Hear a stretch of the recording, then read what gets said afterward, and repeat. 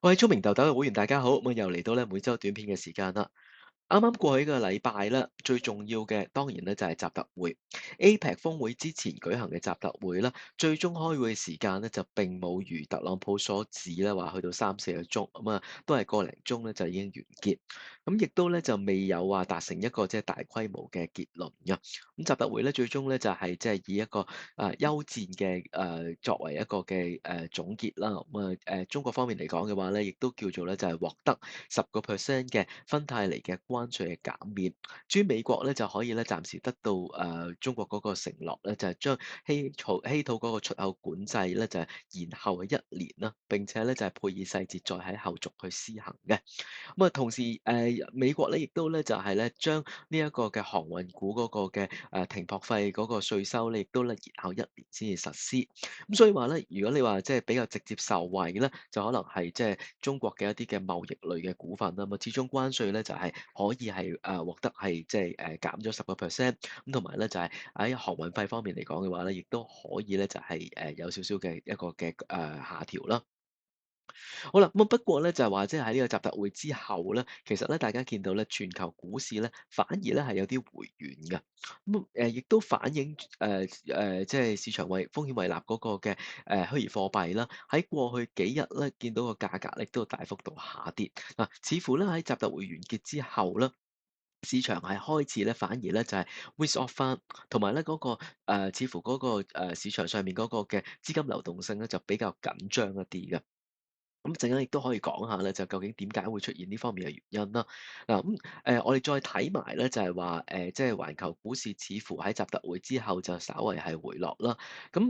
除咗話即係流動性似乎係開始緊張翻一啲之外啦，亦都咧睇到咧就係話咧多間華爾街嘅大行咧就開始咧出嚟警告咧話美國股市咧喺年底或者係出年年初咧有機會出現一個比較大嘅調整。咁啊再加埋咧啱啱咧就係即係以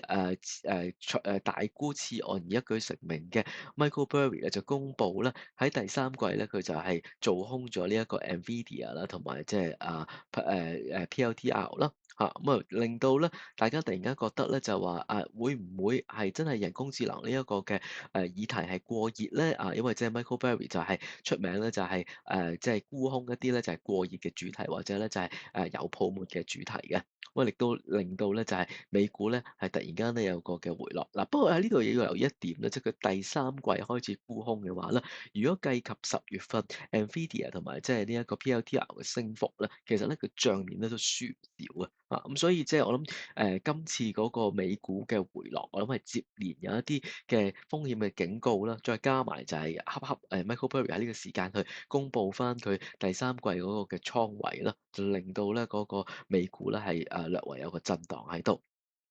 嗱咁除咗話即係華爾街方面有啲大行可能就有啲警告啦。咁其實咧睇翻咧今次咧 M7喺公布即係完業績之後咧，其實咧績後個表現咧都幾不一嘅即係唔係話即係勝預期嘅時候就升㗎。咁譬如話好似睇翻 Meta 啦或者係 Microsoft 啦，咁其實咧個股價咧喺業績後咧都係要跌。嗱，但係同時咧，其實你睇翻即係 Meta 同埋 Microsoft 嘅業績啦，並唔係差過市場預期嘅喎。亦都即係有好多個範疇，佢係叫做好過市場預期。只不過咧就係話相對嚟講呢份業績咧，佢兩隻嘅股份咧都俾市場咧揾到一啲嘅即係得憂慮嘅一個地方咧，就即刻令到咧佢個股價咧有個比較大幅度嘅回落。特別咧就 Meta 啦，其實嗰個嘅下跌幅度咧係比較大嘅。除咗話即係符合預期或者即係符合預期得嚟有啲瑕疵嘅股份係回落之外啦，其實咧睇到咧整體嗰個嘅美股咧，咁都開始見到咧就係、就算你嗰個股份咧係業績比較優異啦，但係咧升完一日之後咧，其實咧都唔係見到話嗰個升勢係可以嗰、個升勢係可以後續係繼續上嘅。好多時候咧，即係升完一兩日之後咧，已經係開始展現翻個調整，亦都調整嘅幅度都唔細嘅。咁呢個亦都反映翻咧，就係市場上面個估值啦，其實都比較高啦。就算咧今次個季績係出得理想啦，其實都引嚟咗唔少嘅獲利回吐，而啲獲利回吐嘅沽額咧，亦都未被市場上面新入嚟嘅買盤可以話完全吸納晒啦。咁所以咧，令到咧就即係整體一啲嘅績優股咧，其實個股價咧都表現都非常之波動。嗱，咁啊，即係頭先提到就話，即係美國方面嗰個市場嘅流動性比較緊張啦，開始見到咧聯儲局咧係需要向即係一啲嘅銀行咧就係注入一個流動性。咁啊，原因亦都有啲即係數據解釋翻，因為即係政府停擺啦，咁同埋咧就係持續都會有一個即係 QT 未完全完結啦。咁啊呢一個聯儲局就話即係做埋今年啦。咁當呢兩個因素擺埋一齊出嚟之後咧，開始咧就見到咧喺10月底以後咧。美國嗰個嘅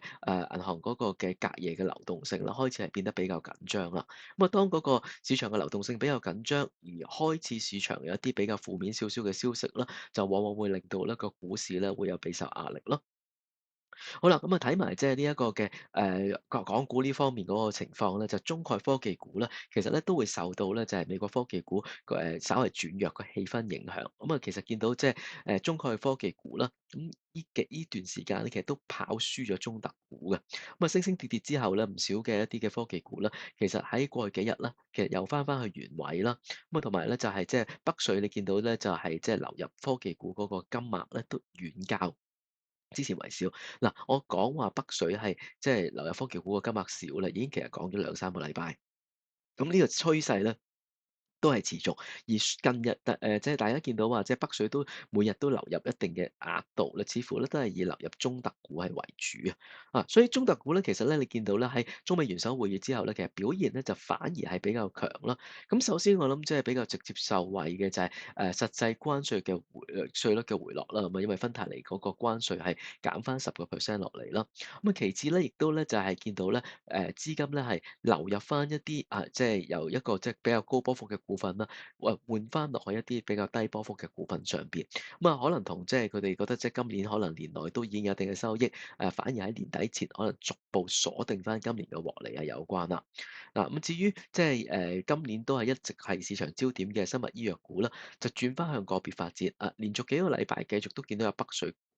流走啦，直到今個禮拜啦，開始咧就係少有地咧見翻咧就係龍頭股咧三生製藥咧曾經有一日咧就上翻去北水嘅資金流入榜入邊雖然都係講緊係即係唔夠1億，都係幾千萬嘅錢啦，咁但係都有個意義就係話一啲嘅生物醫藥嘅龍頭股啦，開始喺現水平咧有翻啲北水去注意，但係咧整體成個板塊咧仍然都係即係偏向非常之個別啦，未係一個明確嘅趨勢啦。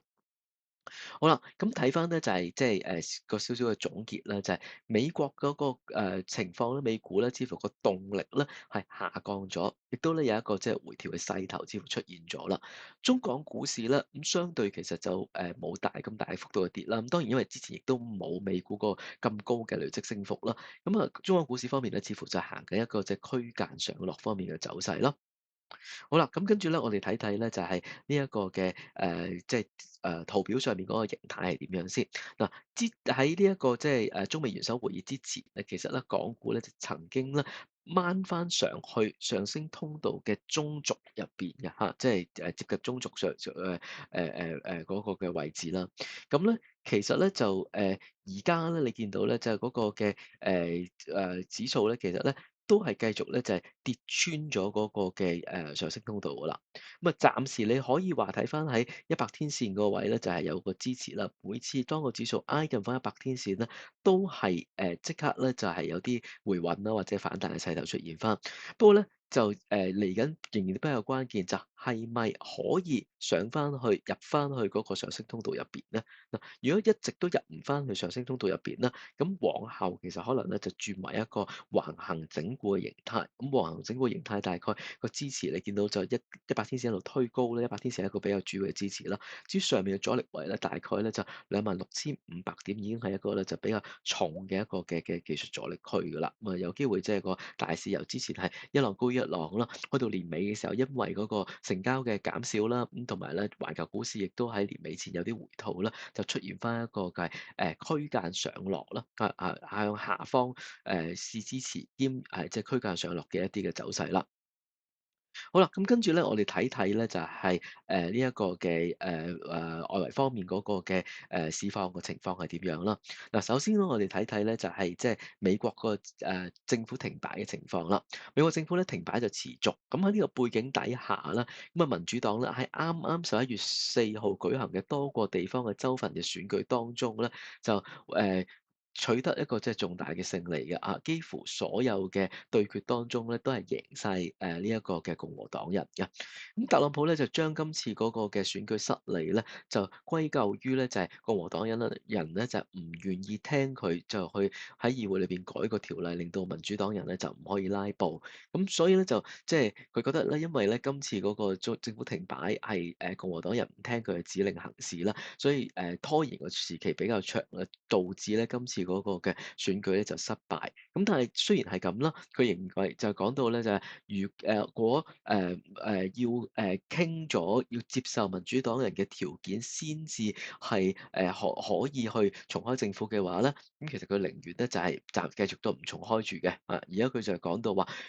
需要民主黨人接受係政府先行重開咧，之後先至係可以咧就坐低去談判嘅。呢個就係即係佢而家嗰個嘅態度啦。咁但係就即係隨住你話今次個選舉嘅失利咧，究竟即係特朗普會唔會面臨共和黨裏邊更多嘅一個嘅壓力，係要求佢係即係就算你話即係唔係話喺最終係作好多讓步都好，都可能要需要比較主動少少去同民主黨人去談判咧。呢個有個可能喺度咁啊，但係後續我哋就再睇翻即係政局方面嗰個美國政局方面嗰個發展啦。嗱，咁喺美國政府停擺底下咧，其實咧見到咧就數據上面經濟數據上面咧，其實咧都係表現咧係有轉弱嘅跡象。美國 ISM 製造業啦，同埋即係非製造業嘅指數啦，其實咧都差過市場預期嘅喎。咁啊，美國財長貝森特咧，亦都承認啦，美國咧有部分嘅行業咧開始呈現咗明顯嘅放緩，咁啊亦都催促咧聯儲局咧就係需要加快減息嘅以免咧就係話即係有更多嘅行業開始一個放緩嘅狀態。嗱，美國個情況似乎就由之前可能大家即係覺得人工智能發展係可以持續帶動到個經濟啦，去到咧開始咧大家有少少擔心人工智能嘅市場係過熱以及咧就係話開始留意翻即係停擺方面嘅因素，因為之前咧大家對停擺方面因素就唔係太關注，但係停擺個時間真係越嚟越長嘅話咧，其實有機會咧影響到年底美國嗰個方面嘅消費啦，同埋美國人嘅出行啦，咁都開始咧令到股市咧係有啲嘅反應。咁同步地，因為即係睇翻製造業同埋非製造業嘅管理指數，其實個數據上面都比較弱啦。咁所以咧都要留意翻就話即係美國方面嗰個實體經濟係咪即係持續有個放緩嘅跡象啦？咁一旦即係人工智能嘅行情，大家咧就係稍為即係冇之前睇得咁好啦。咁美股方面咧係有嗰個嘅調整嘅空間喺度嘅。咁呢個即係變咗。令到咧，即係可能話後續即係港股會唔會都會繼續係受制住即係美股回調嘅因素咧咁樣。好啦，咁睇埋即係內地股市啦。嗱，內地股市咧，其實咧喺中美未有特別嘅結論之後啦，其實 A 股咧嘅就略為有啲回吐嘅。咁上證綜合指數咧就未能夠企穩4000點樓上啦。不過咧，整體個回吐嘅幅度咧唔算太大。咁今日咧亦都見到咧，就 A 股亦都係能夠回升啦。喺即係美股向差嘅情況底下，A 股反而係能夠回升啦。咁睇埋經濟數據方面咧，就係財新服務業指數咧就係52.6啦，咁略為高過市場預期嘅52.5。咁至於較早前公布嘅製造業指數咧就係50.4，就稍低於預期嘅50.5。經濟數據上面咧就唔算話太差嘅即係都係一個平穩嘅情況。咁所以見到即係內地 A 股市場咧，似乎咧就喺中美元首會議之後咧，就趨向橫行發展多於話即係有一個好明顯嘅一個嘅上升或者下跌啦。好啦，咁睇埋即係如果你話即係外貨市場上面金油嘅走勢啦，油價咧就因為即係 OPEC Plus 啦，就雖然話即係預期喺下月係增產超過13萬桶啦，咁但係咧就係會停止喺2026年嘅第一季增產啦。嗱，呢個亦都反映翻咧油製組咧對於油供應會唔會係太多啦，開始有個憂慮。因為即係一直話即係每個月可能增加134000桶嘅話咧，其實咧後續會唔會話即係慢慢嗰個量係太大，令到個市場係接受唔到，令到個油價可能有持續嘅下跌咧。嗱，開始咧油組咧係增產咗幾個月之後咧，就開始咧就講到話即係出年暫時停一停唔增產住咧，再睇翻個情況嘅。咁出咗呢個消息之後咧，反而咧見到油價咧就先升啦後回落翻啲，咁跟住亦都唔係話有太大嘅變幅嘅啫。咁其實呢個都反映翻咧，就係大家咧對於即係嗰個油嘅供應量會唔會比較多咧，其實咧都係一直有個擔心，就算呢一段時間你話即係1至3月係暫時唔會再增加供應啦，咁但係咧見到個油價咧都唔係好升得到嘅嚇，呢個可能即係都係擔心話即係而家講到即係出年1、2、3月嘅時候，出年1、2、3月會唔會已經面對到個油供應係過多嘅問題咧咁樣？好啦，咁啊國際金價咧就係即係一度咧就係重上翻4000美元嘅，不過咧之後咧就無以為繼。上個禮拜咧其實咧都有同大家提到咧，就係呢一個嘅國際金價啦，雖然咧就係話似乎喺3950蚊呢啲位咧係揾到個短期嘅支持，但係咧後續係話係咪會即刻可以恢復到升勢咧？我都係抱有非常之大嘅懷疑啊，因為即係始終累升嘅幅度比較大，亦都係回調嘅時候回得比較急啦。咁短期佢嘅金嘅信心可能都會差啲，咁亦都即係冇乜新嘅緊張局勢令到隻金價再度推升啦。只係即係喺現水平嘅時候嘅話，其實有唔見到話即係有大幅度下調嘅一個嘅壓力出現，咁好大機會就話先做翻一個嘅盤整嘅格局。咁啊盤整嘅期間，咁可能即係見到個金價又有機會即係繼續喺即係3950到4050蚊左右呢100蚊美金裏邊上落啦。嗱，整體嚟講嘅話咧，見到咧就美國咧開始咧，大家咧比較關注翻一啲嘅壞嘅消息，唔係一面倒咧就睇好消息。上個禮拜嘅會員短片我講過，就似乎市場將好多即係美股一啲比較中性嘅消息咧，都係當好消息炒嘅。咁開始咧呢一方面咧，亦都有少少風向上面嘅轉變。咁啊開始咧，大家都會比較現實少少啦，即係都會睇翻而家即係講翻多啲啦，即係而家可能即係美國經濟方面面對嗰個嘅問題。至於 A 股方面咧，就似乎係一個即係盤整嘅一個嘅格局啦。上證綜合指數未能夠突破4000點，但係跌落去亦都跌得唔多，咁亦都咧見到咧今日個上證綜合指數咧，亦都係反彈啦，可以重越翻呢一個嘅3950點呢一個嘅水平噃。好啦，咁我哋再睇埋就美股方面嘅市況啦。咁啊，美股咧其實咧上個禮拜咧就指數咧就喺即係企業業績之後呢一度咧就係再次逼近新高啦。咁但係咧見到就係好多績優股咧喺業績之後咧個升幅咧就唔算話太顯著啊，都有升。咁但係咧就同之前有幾個季度一業績好，可能即係即刻升1成啊、2成啊呢啲幅度咧就即係都幾不如啦嚇。即係因為咧其實市場我諗而家即係除咗話即係關心個業績係咪符合預期以外啦，其實咧都會比較着重翻個業績嘅細節。嗱，譬如話咧就係 Meta 咧，因為即係個資本開支咧比較高，亦都會持續地增加啦。咁市場咧就開始比較關注佢所謂發展人工智能嗰個嘅方向，究竟個變現能力有幾高啦？Meta 似乎就滿足唔到投資者對呢方面嗰個嘅即係睇法方面嗰個嘅需要啦。咁啊見到咧就係即係一路都係着重地去講翻一啲即係可能人工智能長遠應用嘅場景。咁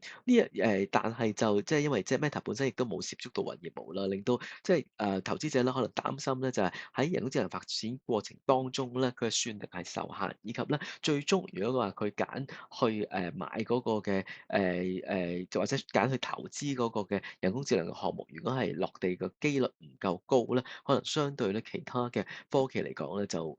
嗰個嘅業績壓力可能會長遠嚟講會比較大啲啦，同埋即係可能花咗落去人工智能發展嘅錢啦嚇，未必收得翻嚟嚇，咁所以咧就見到咧佢嗰個嘅沽售壓力咧都係比較重嘅。至於微軟方面嘅問題就係因為即係市場擔心佢嗰個未來嘅算力啦，就係增長唔及佢嗰個嘅需求，咁啊變咗咧就令到佢嗰個業務嘅增長率咧可能係即係會相對會比較慢少少啦。咁所以就見到即係微軟方面個股價咧，就算話即係業績係幾好嘅情況底下啦，業績後咧都係要回落咯。嗱咁同埋咧，就係即係除咗你話即係大家開始擔心翻人工智能嘅股究竟佢變現能力有幾高以外啦，亦都咧見到咧就係華爾街嘅大行咧，就係高盛同埋大摩啦，都同時指出啦，美股咧有機會咧出現比較大少少嘅回吐，咁可能即係由現價嚟講，可能有大概1成左右嘅一個跌幅啦。咁指數1成嘅跌幅咧，其實咧個股咧可能嘅跌嘅幅度都比較大嘅，咁所以咧就見到即係個股方面有比較明顯少少嘅沽壓啦。嗱，琴日見到即係美股咧以日中嘅低位收市咧，就冇再出現話再之前一次曾經大家擔心話即係會唔會有獲利回吐咧？當日咧就係美股低開啦，好快咧就係高走啦。有一個大型嘅 V 型走勢出現。咁但係咧，今次嚟講咧，就似乎可能要小心翻，就係佢未必話可以以大型嘅 V 字嘅走勢係即係重現啦，以及咧就係因為嗰個美國嗰個停擺嘅情況啦，有機會係因為即係美國停擺方面嘅情況不明朗啦，令到咧近期可能即係一直撐住個大市嘅一啲嘅大型嘅科技股啦，最終可能面對到一啲嘅壓力咯。嗱，咁其實我哋睇翻啱啱過去嘅個零月啦其實咧就美國政府停擺持續期間啦，美股當中嘅消費啊、航空類啊、餐飲板塊啊啲股份咧，其實都有向下調整，當中即係餐飲板塊或者消費類個跌幅更加之顯著啦。咁其實政府嘅停擺咧，亦都咧開始咧影響到咧日常美國人個消費啦，因為即係開始即係政府一啲嘅補貼係出唔到嚟啦，以及咧就係如果你話即係大家有啲政府嘅人員嘅話，其實就一路都收唔到糧啦，可能都需要動用自己嘅儲蓄啦。其實喺當月嘅消費底咧，亦都可能會係相對比較降低咧，或者比較緊縮少少啦。咁呢個咧對於即係年底嘅時候呢一個美國方面嗰個嘅消費嘅高峰旺季咧，似乎咧就有一啲嘅影響都未定啊。呢個亦都即係大家要關注翻就係話美國政府係咪能夠及時咧係可以重啟啦？如果唔得嘅話咧，事情真係拖延到去11月底咧，對於美國嘅第四季嘅經濟情況咧，可能會有比較大嘅負面嘅影響。嗱，我補充翻啦，雖然話即係美國嗰個嘅政府停擺暫時都係結束唔到啦，咁但係共和黨嘅領袖咧就喺即係議會裏邊嘅領袖咧，亦都提到咧就佢對今個禮拜之內兩黨咧係可以達成重啟政府協議嘅睇法咧，就比較樂觀一啲嘅。咁當然佢冇透露話即係原因係點解啦，點解佢咁樂觀啦？咁但係始終即係停擺嘅日數咧，亦都係創咗新高啦。即係第一個高位其實就係特朗普嘅第一個任期啦。第二個任期一上任嘅時候，又再出現一個即係停擺方面嗰個僵局啦。嗱，最終其實即係美股嗰個走勢會係點樣咧？其實都要睇翻即係美國嘅政府嘅停擺係咪可以係停止重啟翻啊？咁如果係美國政府係可以係重啟翻咧，反而咧就可以引入翻一啲即係新嘅買盤入場啦，就止住近期個獲利回吐嘅趨勢。嗱，否則嚟講嘅話咧，其實咧都要留意翻咧，就係獲利回吐嘅情況，會唔會由一啲嘅中小盤嘅熱炒股咧，延伸到去一啲嘅大型企業上邊？嗱，呢一個獲利回吐嘅情況咧，其實咧喺啱啱過去嘅即係幾日啦，其實咧都陸續見到，因為一啲即係大型嘅股份啦，開始個股價咧都冇之前咁強勢，同埋即係特別我頭先都提過就係，就算佢哋出完業績啦，個業績咧可能都係超過市場預期咧，其實個股價都唔係好升到，可能微升之後已經要轉跌啦。咁呢個咧其實大家都要小心就係，一旦美國政府停擺係越搞越禍令到大家即係擔心美國政府停擺係可能會影響到美國個經濟嘅話咧，咁咧就有機會最終係延伸到去一啲嘅大型企業裏邊，有股價你見佢冇一點跌，但係如果你話即係美國嘅宏觀經濟都係受到即係停擺上面一啲比較大嘅影響啦，後續就要留意翻即係美國嘅即係大型股會唔會多一啲嘅調整？咁當然個事情會變嘅如果係即係突然間即係特朗普同埋即係民主黨稍為越過咗呢一個嘅歷史停擺日數之後，就真係肯埋台傾，或者真係可以有一啲即係快嘅幫到經濟嘅一啲撥款法案，可能先過咗先嘅話啦，咁喺呢個情況底下，即係美股亦都係有條件去做翻一啲嘅短期嘅反彈咯。咁但係究竟係咪會出現呢個情況咧？咁大家可能只可以即係密切留意住特朗普嘅一舉一動啦因為即係佢就比較多嘢講嘅咁究竟即係佢係嘅講法係認為係佢會可能有機會作出讓步啊，定係佢已經諗到方法去解決呢一個嘅政治嘅僵局啦？而家都係唔知道咯。好啊，但係即係值得大家睇就係話嗰個停擺嘅情況幾時有機會係得到舒緩，或者淨係繼續都冇舒緩。你繼續都冇舒緩嘅話，咁可能即係你慢慢就會見到一個即係獲利回吐由呢一個嘅熱炒嘅一個嘅板塊啦就慢慢咧就延展，有機會係延展到去一啲嘅大型企業上邊啦。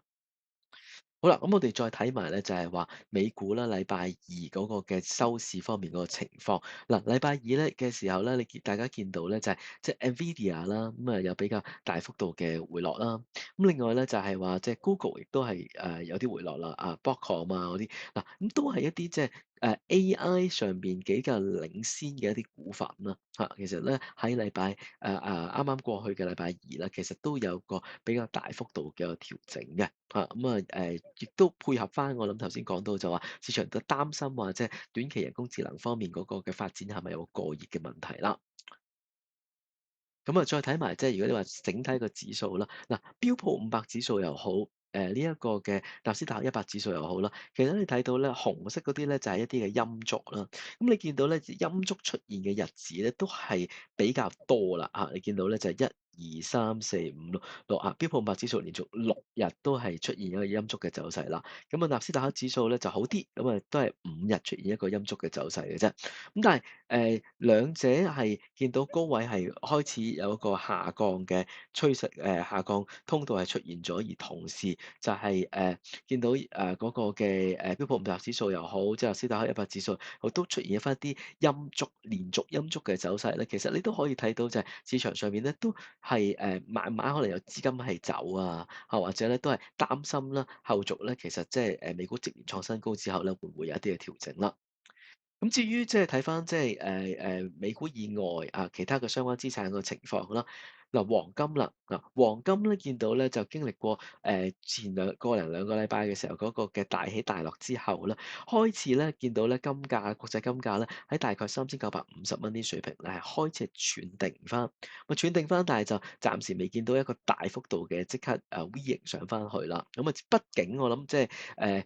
今年內累積升幅都非常之大，去到11月份嘅時候，除非你話即係再見到突然間好多啲央行走去買金啦，否則嚟講嘅話咧，其實佢黃金價即係稍為回吐翻年內嘅一啲升幅，我諗個情況亦都好合理。咁亦都咧就係即係見到佢嗰個波幅都係收窄翻啦，大概咧就係3900到即係4100左右呢啲水平嘅上落啦。咁都係即係中間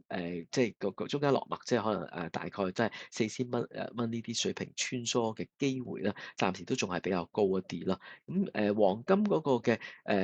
相對強勢啦，你都叫企住啦，相對即係虛擬貨幣嚟講，其實就表現都比較強啦。咁呢個都反映翻即係話嗰個去美元化嘅情況，其實都持續嘅嚇，繼續都有好多嘅央行或者即係資金上面都可能係選擇去買黃金而唔去買美金啦。咁但係就即係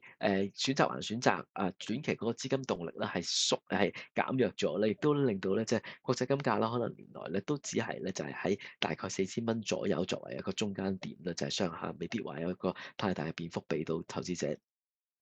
好啦，咁再睇埋就國際油價方面啦。嗱，國際油價咧，其實咧個表現咧就相對比較順息啲。上個禮拜都提到咧，就係乘住話美國咧係加大對俄羅斯嗰個制裁啦。兩大嘅俄羅斯油企亦都係被制裁啦。咁所以就令到國際油價咧一度反彈。咁但係呢個反彈其實個動力唔係話非常之大啦，亦都咧就啱啱都提過咧，就係其實喺即係呢一個嘅嗰個國際油價咧，其實咧出現咗個反彈之後，去到大概62蚊左右呢啲水平啦。其實大家又會開始咧就係擔心翻咧，會唔會話即係嗰個經濟會放緩啊？會唔會咧嚟緊咧即係油嘅供應可能會出現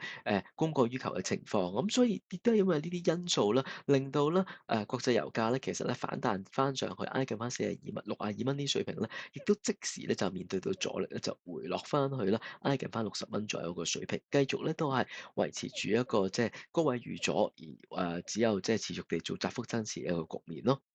好啦，再睇埋咧就係話呢個禮拜嘅港股嗰個嘅重點。嗱，呢個禮拜咧，我諗大家要睇睇咧，就係如果話美股嘅調整係持續，咁究竟咧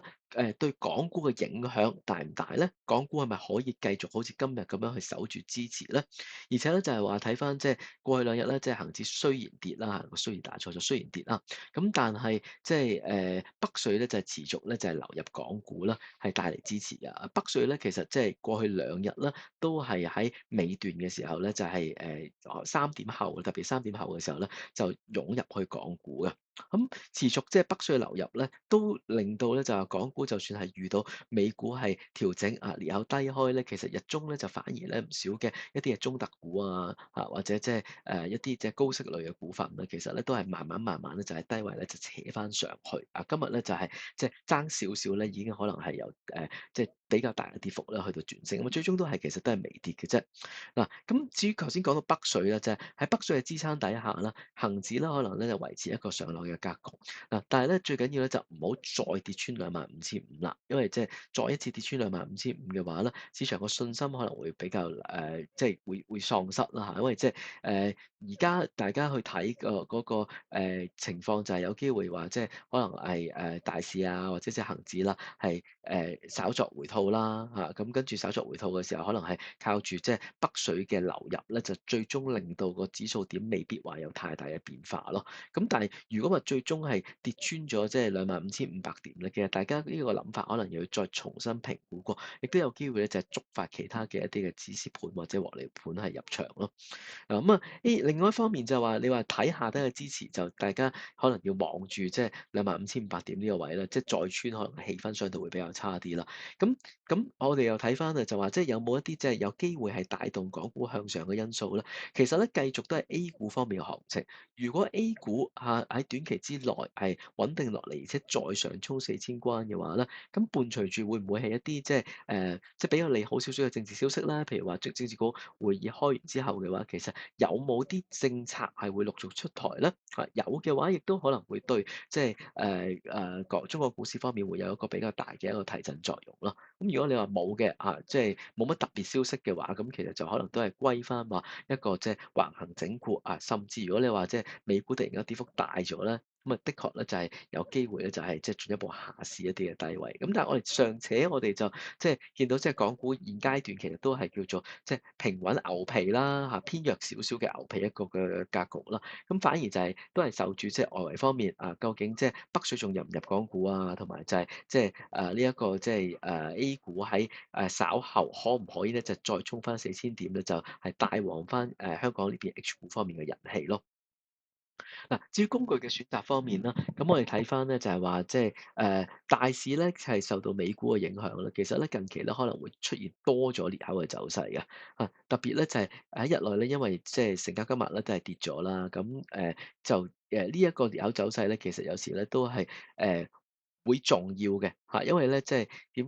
如果你話即係日內其實唔係真係點喐，咁但係咧一開波就出現咗裂口咧，其實咧對於你部署上面其實就比較困難嘅。咁因為即係一開波出現咗裂口嘅話，咁其實就譬如話牛熊證或者即係期權嗰啲，咁其實你可能要即刻就要諗下，我究竟止唔止蝕定係追唔追沽各樣嘢咯。咁但係其實因為近日嗰個港股嘅成交金額咧，其實都係下跌啦，咁所以即係你話要跟住呢啲嘅趨勢去追咧，其實都比較困難。因為即係當佢出現有走勢嘅話，其實佢又唔一定跌嘅喎即係好似譬如話今日嚟講嘅話，早段係有低開，跟住咧曾經下探啦，但係好快咧，其實咧個恆指咧已經係收復失地咧，就掉頭係即係個跌幅係收窄唔少。咁所以咧，其實你話即係喺美股開始回落，而令到港股出現咗呢個後走勢之後咧，嗰個大市個走向咧，可能咧就會比較飄忽一啲啦。特別因為即係港股方面嘅成交金額亦都係同時縮咗。嗱，兩者結合咧，其實咧可以預期咧就係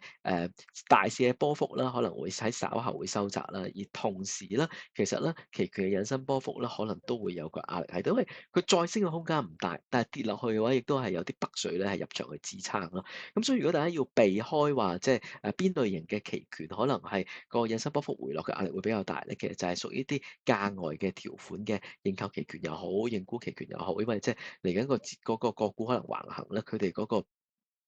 引伸波幅回落嗰個嘅機會咧，其實相對會比較大。咁再講埋就係話頭先講過啦，即係過市嘅時候有機會係面對到多咗裂口風險啦。咁所以咧，我哋咧即係如果你話即係以短炒去計嘅話咧，過市嘅倉位嘅槓桿比率咧係最好係減翻細啲啦。因為即係近日嗰個裂口風險係增加。咁如果你話你習慣即係過市可能係揸啲300-400點收回距離嘅一啲嘅牛熊證啦，其實翌日係睇錯邊係被即時收回咧，個風險咧比之前嘅個零兩個月咧其實係大為增加㗎嚇。呢點咧大家即係揀一啲牛熊證去坐過市嘅時候，要考慮翻係咪要拉遠翻嗰個嘅收回價啦。好啦，咁我哋再睇埋即係板塊方面嘅情況啦。嗱，首先咧就睇翻即係內券嘅板塊啦。內券嘅板塊咧，其實咧你見到即係 A 股就唔係話真係有太大嘅調整。固之然即係由4000點落翻嚟去3950點嗰下啦，咁啊啲券商股都係有啲回調嘅壓力。但係其實如果你問我即係話今個禮拜究竟即係啲內券股點解即係未A 股其實唔係話真係回咗好多，但係可能普遍嗰個回落個有一定嘅幅度啊，或者亦都係跑輸嘅大市咧。主要反而係香港即係陳茂波司長咧講到咧，嚟緊香港發行嘅穩定幣咧，就唔希望係從一個即係讓人投資嘅方向出發，希望咧係愛嚟做一個即係即係一個繳付即係一個 transaction 嘅交易嘅方向，就不是話俾大家咧就係去炒賣啊或者投機咁樣。佢講完呢句説話之後咧，大家咧就好擔心咧，日後其實香港嗰個嘅穩定幣嘅規模，亦都因為之前係曾經炒作過內地嘅券商，只要咧佢喺香港攞到一個穩定幣嘅銷售嘅牌照，又可以向即係佢哋嘅內地一啲嘅客戶，可能已經嚟咗香港去開戶嘅一啲客戶啦，咁可以提供一啲即係虛擬貨幣方面嘅產品，一啲投資嘅產品。但係咧，如果根據即係阿陳茂波司長嘅講法咧，咁呢一個香港版嘅穩定幣咧，就並不可以係靈活地用嚟投資，咁變咗成個產品個規模咧可能會更加之細，亦都咧令到咧一啲先前熱炒嘅內券股啦，可能個股價上面都仍然有啲壓力。譬如話即係國泰君安香港子公司咧，其實見到佢個股價咧由高峰期啦已經係即係腰斬咗一半嘅啦，咁最近幾日亦都係即係持續有個下跌添。咁呢個我諗係即係點解話即係可能內地券商亦都係突然間係過去一兩日有個比較大嘅幅度嘅回吐嘅一個主要嘅原因啦。咁但係即係後續隨住呢一個嘅 A 股個成交其實都仲係高企啦，即係本身個板塊嘅前景仍然都係即係備受盈利所去帶動啦。咁但係就即係短線嚟講嘅話，因為即係香港嗰方面個虛擬貨幣嘅政策就可能令到佢哋嘅股價咧都會有啲嘅波動性。內險股咧，其實上個禮拜提過咧，就係其實佢哋嘅業績咧普遍都比較理想，但係咧北水咧始終都唔係好肯再度大去加持呢一個嘅板塊。咁喺咁嘅情況底下，就可能大家即係真係睇好咧，就要揾翻一啲相對個業績表現比較理想嘅股份。咁見到其實資金咧持續呢一兩日咧都係即係反而係偏向擺落去一啲財險類嘅股份。財險類就係點解會覺得資金去垂青咧？咁樣即係比較簡單嘅，因為財險就係你買完個保險，咁你賠就賠，唔需要賠嘅話就賺咗個保費。咁同時就係即係財險類嘅股份，其實佢哋嗰個過去幾個季度咧，其實個投資收益率都係比較理想啊。咁所以咧見到，如果你話即係內險股整體個板塊咧，暫時就未係有大嘅突破嘅空間，但係相對地嚟講咧，財險類嘅股份咧表現咧都係即係稱先過一啲嘅即係嗰個嘅非財險類嘅股份，即係譬如話你見到可能國壽啊、平保呢類股份咧，其實咧都係逼近緊近期嘅高位啦。好啦，咁跟住然之後睇埋即係醫藥股啦，醫藥股咧就係即係出現一個即係個別發展嘅狀態，見到龍頭嘅，譬如話三生製藥或者係呢一個嘅1801或者係即係呢一個嘅即係嗰個嘅9926即係呢啲嘅生物醫藥股啦，其實咧都見到呢個股價咧就似乎係企翻穩啲，冇再穿底啦，近日冇再穿底。不過咧，其實佢嗰個股價嘅波幅咧都仍然都比較大嘅，可能今日係升完3至5%，聽日又跌翻幾個 percent 咁樣，咁都係喺現價上邊係有啲嘅震盪啦。咁至於你話即係二三線嗰啲嘅醫藥股嘅話咧，暫時都係缺乏一啲資金係再度部署啦。咁醫藥股可能話即係現階段要睇翻即係啲龍頭股係咪開始真係有能力去吸引翻一啲嘅北水去進場？因為畢竟呢個板塊咧，其實咧都好多時候係受到即係北水方面嘅驅動。咁如果一日你見唔到話北水有大幅度回歸咧，咁呢個板塊咧其實都比較難話有向上突破嘅空間。嗱，啱啱過去一個禮拜開始初步見到咧，三生製藥有一日咧就重上翻呢個北水流入榜嘅頭十名，雖然嗰日都唔過億㗎嚇，都係講緊幾千萬啦。咁起碼就係話即係開始見到咧，生物醫藥股係跌到去現水平之後咧，個別嘅一啲龍頭股啦，開始咧有翻啲北水去吸納。好啦，咁汽車股啦，咁汽車股咧見到成個板塊咧，其實係仍然未有重大嘅起色㗎。俾我哋公布業績之後嘅話咧，跌穿咗100蚊咧，亦都係持續向下走啦。嗱，反而咧見到即係話電動車其實表現冇乜特別啦，一啲重型嘅汽車股咧，重型汽車嘅汽車股咧，反而咧見到係表現比較強勢啊。譬如話即係呢一個嘅即係濰柴動力啊，或者呢個中國重汽啊呢類嘅股份咧，其實咧見到個股價咧都係逼近咗52周嘅高位。咁咧呢個咧同即係內地咧，大家即係預期可能持續都會有即係工程方面嘅推進啦。咁對於重型嘅汽車嘅需求咧，有機會增加都係有關。咁如果話即係大家去參考翻呢個板塊咧，似乎係一啲即係機械類用嘅一啲嘅重型嘅車輛啦，其實個相關個汽車股咧，反而係表現比較強一啲咯。高息股啦，咁高息股咧，其實咧見到咧北水咧近呢兩三日咧流入咧，似乎都係流向翻中特股，中特股裏邊亦都係好多高息股咯。咁其實都會令到咧就係呢個板塊咧表現係比較強，特別你見到咧就係即係內銀股喺公布完季績之後咧，似乎整體嘅季績就唔係太差㗎，亦都係令到市場舒咗一口氣，就唔係話見到即係非常之大額嘅撥備啊，亦都唔係見到話即係幾間內銀嘅業績突然間即係走樣得好緊要啊咁樣。咁喺呢個背景底下，其實亦都吸引咗咧，就係資金咧就係陸續流入翻內銀，亦都帶起咗整體嗰個中特股方面嘅表現啦。好啦，跟住然之後睇翻能源同埋金屬股啦。油股方面咧，就係即係見到咧就係油股係即係見到就係資金歸啦嚇，即係呢個打錯咗字啊。油股當中應該唔係打錯咗字，其實我意思係油股咧就歸入埋呢一個嘅中特股歸入埋呢個中特股。咁所以咧，其實咧見到咧啲資金咧就因為買中特股啦，所以咧其實咧見到油價嗰個油股方面嗰個表現都比較平穩嘅。當油價反彈嘅時候，你見到即係可能883啊，或者857啊，其實個表現咧係更加之係比較強勢啲。嗱，金股咧咁就見到即係喺金價回穩之下咧，其實咧一度咧就係即係企穩翻穩。不過咧就係內地咧出咗一個即係對黃金銷售嘅一個新嘅稅規啦，令到咧做黃金零售嘅一啲商店啦，可能啦係會面對到係稅金加高嘅問題嚇。咁會唔會話影響咗嗰個金色嘅需求，令到即係金礦股可能即係出金嗰個量可能會跌咧？嗱，呢個我諗就即係可能有少少心理上面嘅影響啦。但係如果你話即係金色銷售股嘅話，其實就都比較直接係受到呢個新稅規所影響啦。好啦，跟住睇翻即係科技股啦，咁科技股仍然都未見到北水係大幅回流嘅嚇。就算你話見到可能即係你可能近期係調整得比較多少少啦，咁又或者京東啊，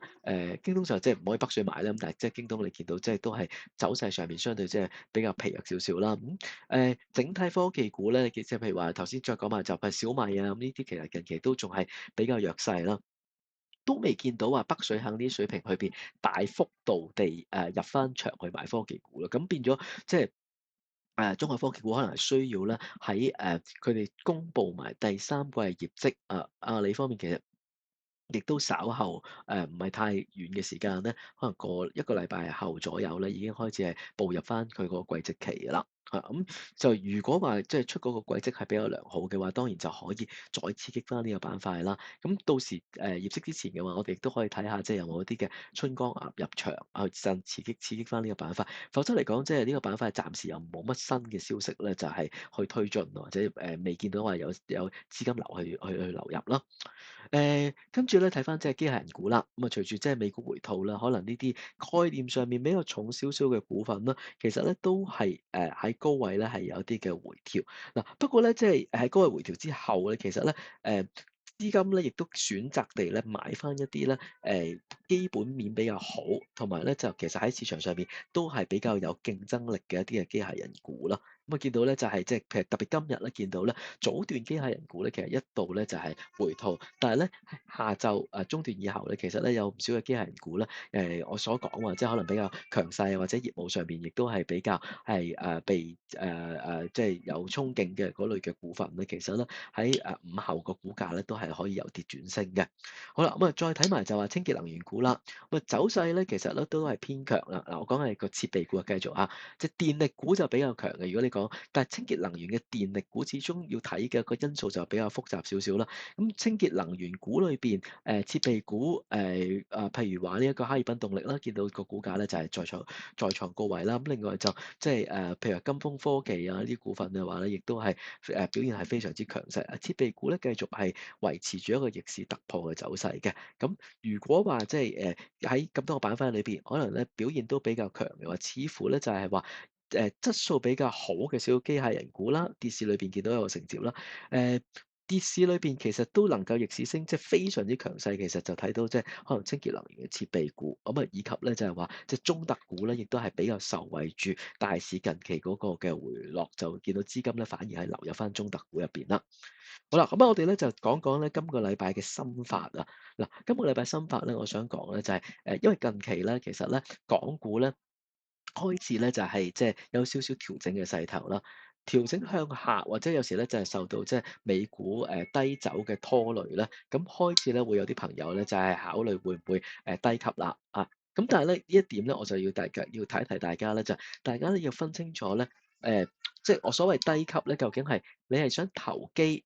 性低級，即係話你可能真係短炒啦，你唔係話真係睇一個即係太長，唔係話真係睇好某隻股份長線你要去加倉，你純粹就係一個即係睇單日可能即係即使低位買咗，即使佢升幾個 percent 你就俾翻佢呢啲咁嘅做法啦。咁另一個角度就係話，真係有一啲比較質素比較好嘅股份，你見到佢嘅高位可能都回調咗1成以上嘅水平，你開始覺得佢係有吸引力啦，咁想去買。嗱，要分清楚兩樣嘢喎。因為大家成日都會搞亂咗，就係一衝入一朝早見到某隻股份可能跌多咗，衝入場，咁買咗嗰隻股份啦。但係咧嗰隻股份咧，最終咧當日唔係好彈咧，大家就有個慣性就坐咗個貨去。或者咧就係即係雖然有彈，但係咧就即係唔係太多肉食喎，咁啊諗住咧就係不如坐埋第二日先啦咁樣。咁點知咧就係話，如果個市咧係一個即係當期係一個調整嘅勢頭，或者外圍方面都係即係比較弱嘅情況底下咧，慢慢你就會發覺呢，你個倉咧就越買越多股份啦，因為即係跌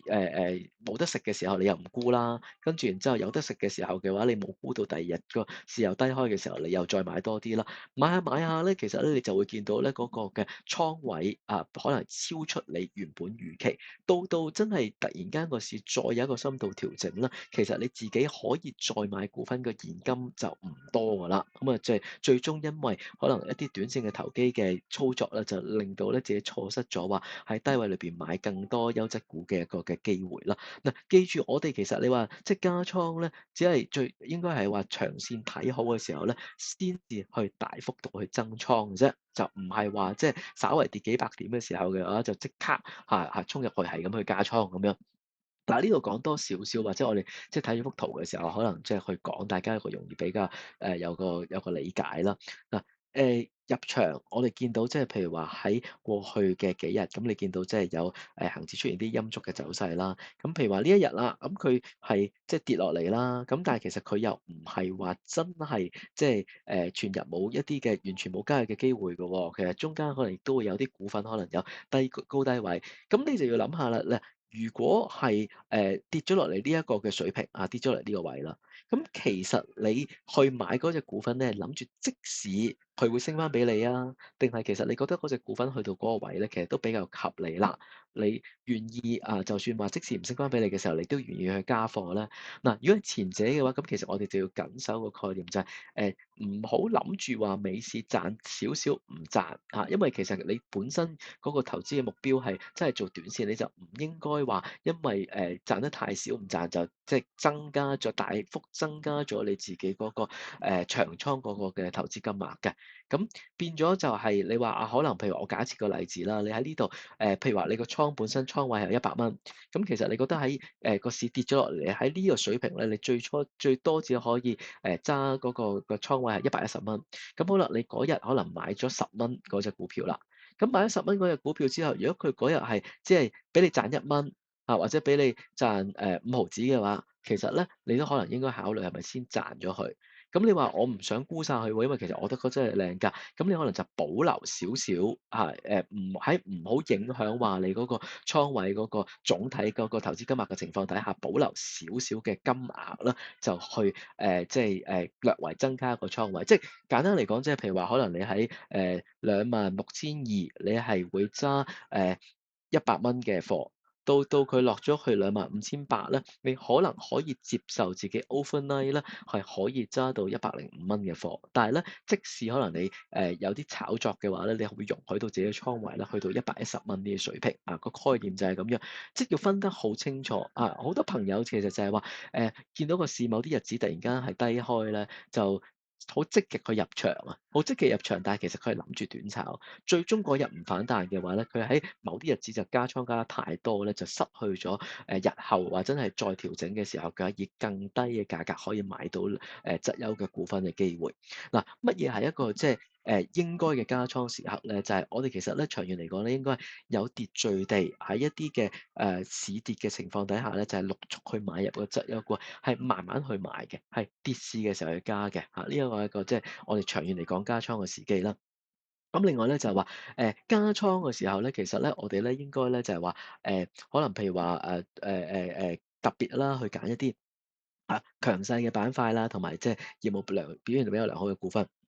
而實際上面，我哋平日啊，當我唔係諗住加倉，我哋諗住係搏反彈嘅話咧，其實咧應該都要從呢個角度去出發啦，就係揀強勢板塊同埋業務比較良好嘅股份。咁萬一你話啊，其實佢嗰日啊冇乜點樣升跌喎，我又唔想即係來來回回成日咁樣蝕手續費，你有個彈性喺度咯。你話再去到某啲位，你去諗下啊，其實呢個價位我揸呢個股份，其實係咪都可以睇下咧？可以睇多幾日啦，咁就會相對個彈性會大啲，同埋咧慢慢可能持續咁樣做嘅話，其實你加咗落個倉嗰度咧，嗰啲股份咧都係一啲即係比較質素好嘅股份，就唔會話即係最終個市跌完一輪之後，你發覺咧自己咧成手都係一啲即係跌得多即係波動幅度好大嘅股份，而反而係喺跌市裏邊買唔到一啲即係質素比較好嘅股份咯。好啦，咁啊今日個禮拜嗰個嘅心法咧就講到呢度啦。咁希望咧呢個心法咧都可以幫到大家。咁如果大家中意我呢個禮拜嘅短片嘅話咧，希望大家咧都俾個 like 我呢條片啦。如果大家就想有其他嘅討論嘅話，亦都可以啦喺嗰個影片下方嘅裏邊咧留言啦，咁我都會盡量咧就同大家去再傾下嘅。OK，咁啊今個禮拜多謝晒大家收睇啦，拜拜。